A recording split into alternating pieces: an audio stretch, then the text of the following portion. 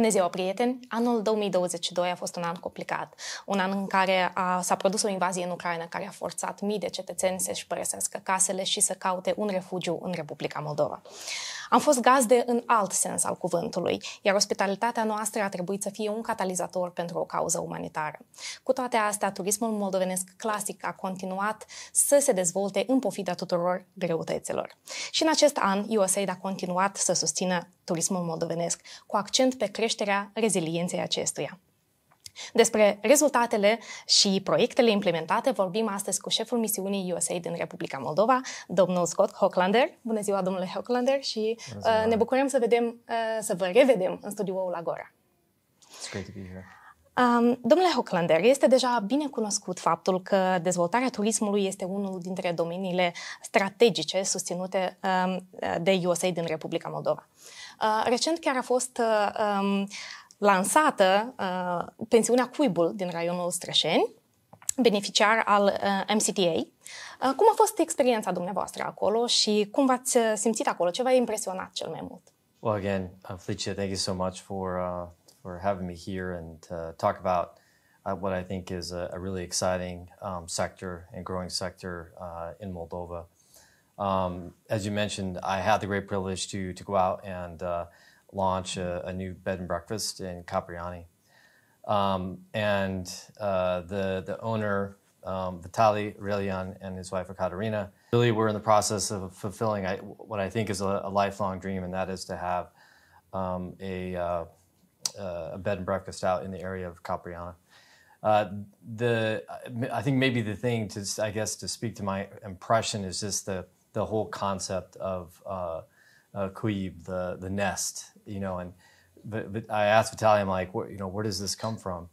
And obviously, when you think about a nest, it really conjures up, I think, some imagery of, of a family, both growing up, eventually leaving, but also the idea that you can that's something comfortable that you can come back to, and that was really what he wanted to develop as a space where Moldovans, family, friends, etc. Can go abroad and then come back to, and I tell you, the space is amazing. I mean, Căprianei the monastery is a very special, I would say, well-known place for the entire country, but doesn't have a lot of other infrastructure around it, and nor does the community. And so having this place where you can stay the night, where you can eat, it's absolutely gorgeous. The creativity of Vitaly is like so many other Moldovans, just off the charts, amazing. And it was really exciting to go up, see the beautiful views, the food there. But I think it's just also the idea of developing the community, and that guest house with USAID support, like many other in the areas, is really starting to develop a community in the Codru. But with other investments in the area, Kramer Chest, wineries, guest houses, etc., you're really starting to see a cluster of amazing tourist opportunities. And these are the kinds of things more and more are going to really bring in tourists, not only from Moldova, but from other countries as well. Lansarea pensiunii coincide și cu închiderea proiectului MCTA, un proiect de tranziție care a avut un impact foarte mare asupra turismului local. Este final de an și e un moment oportun să discutăm concluziile și rezultatele. De aceea, haideți să vorbim despre cele mai importante realizări a MCTA. The whole idea behind it was that we were doing some transitioning between some of our big projects, and we just wanted to make sure that the support to the tourism sector didn't stop. Important enough for us to actually make this new activity to help cover it. I mean, I'm so happy we did. What ended up happening, of course, as we all know, Putin's brutal invasion of Ukraine and the huge impact that had, of course, on that country, but also in terms of the refugees coming into Moldova. The Moldovans, their hospitality, their response to it was inspiring, was unbelievable. And really a big part of that was the tourist industry and the beds and breakfasts and other facilities that basically took, refugees in as they came, provided food, housing, etc. with no payment in most, in so many cases. This transition activity really allowed us to provide support to so many of these. We helped 40 bed and breakfasts and other small and medium enterprises with grants upwards of $500,000. In conjunction with their own investments. So a lot of it has to do with supporting them through renewable energy, solar panels, things like that, heating, water heating, things like that, that really are, help their businesses in the long term, to help make them more sustainable, to help improve their services, et cetera. That really has been the focus for the past year. We've had an incredible team. MCTA team was amazing. We work, of course, in conjunction with the National Tourism Association, într-un, and with the Ministry of Culture. And so, I think there's been a lot done during a very difficult year for a sector that absolutely needed the support just coming off of COVID, and really to get through this difficult period and hopefully to better days. La nivel internațional, Republica Moldova este cunoscută mai mult pentru industria vinicolă, pentru turismul vinicol, datorită investițiilor care s-au făcut în acest sector. Totuși, tendințele arată că turiștii sunt interesați de turismul de aventură ușoară. Ce activități au fost întreprinse în acest sens și ce rezultate au fost obținute? When it comes to tourism, the tastes definitely are changing, and they want a different, more, I think, well-rounded experience. I would say in addition to this idea of adventure is also this idea of authenticity, this idea of experience, and so, in thinking through, how, what is the best way to, present the amazing things that Moldova can offer, it does go beyond just like wine tourism. And I think the ability to do that is almost natural, really, because you're talking about the landscape, which is beautiful. You're talking about, just wanting to get out and hike and run and bike, and experience tourism in different ways. And so, a lot of these areas, we've helped support hiking trails. So, for example, we were talking about the Codru. Balanești is the highest point in the country, though not that many people know. They don't know how to get there. And so working with the local communities, really to market using the European system, we helped build that trail. And, and that's just one of several examples we've done, from USAID's perspective. We want to support the community. And I think that gets maybe to part of the sort of the soft adventure. They want to go out and have this authentic experience, like go into, actual Moldovan households, eat the food, learn how to make Plăcinte. And that's I think that's really the vision. I think that's what Moldova's strong point is. I mean, what can be more authentic than Moldova having a glass of wine, with Plăcinte, talking to people, learning about the culture, and I think that's like checking all the boxes. And I think with our support, într-un, the government have been very proactive in terms of joining associations. There's an actual adventure tourism trade association that they've talked to. They're now part of. So they're also taking on and taking the best ideas from tourism operators around the world.